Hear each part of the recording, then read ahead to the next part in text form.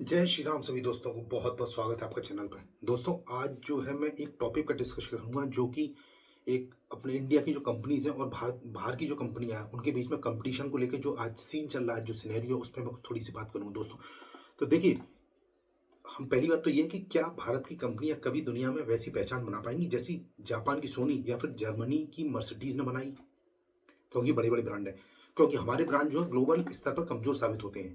तो देखते हैं, कुछ पॉइंट्स हैं मेरे पास जो मैंने नोट किए, मैं आपको कुछ डिस्कस करता हूं। देखिए आप लोग कितने सहमत हैं उससे। बेसिकली भारत अब दुनिया की तीसरी सबसे बड़ी अर्थव्यवस्था बनने की ओर है। इससे हमारा आकार तो बढ़ रहा है, लेकिन एक बात में अब भी बहुत पीछे हैं, और वो है हमारी कंपनियों की वैश्विक पहचान। ग्लोबल लेवल पर रिकॉग्निशन नहीं है। दूसरा, हमारे पास ना तो निंटेंडो है, ना सोनी, ना फिर मर्सिडीज, और ना ही कोई ऐसा ब्रांड जो दुनिया में छाया हुआ हो। सवाल ये है कि हमारे चैंपियन यानी लीडिंग ब्रांड ग्लोबल क्यों नहीं बन पाए। ये बहुत एक सोच का विषय है। भारत का जो डोमेस्टिक मार्केट कंपनियों को सुरक्षित महसूस कराता है। वो इनोवेशन यानी नई नई चीज़ों को रिसर्च करने से बचती हैं, क्योंकि उन्हें ज़रूरत ही नहीं महसूस होती। ऊंचे इम्पोर्ट टैक्स की वजह से हमारी प्रतिस्पर्धा है, कंपटीशन आता ही नहीं है।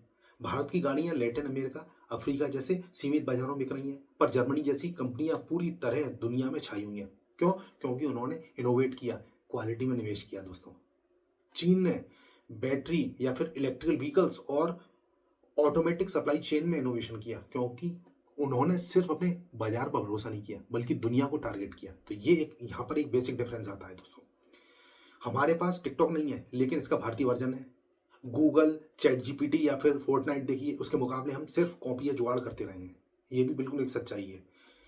हमारे जो यंग एंटरप्रेन्योर्स हैं यानी कि युवा उद्यमी हैं, वो दुनिया को जीतना चाहते हैं, लेकिन सरकार का जोर अब भी बड़ी पुरानी कंपनियों को सपोर्ट करने पर है, जिससे नई सोच दब जाती है। तो यहाँ भी एक डिफरेंस आ जाता है दोस्तों।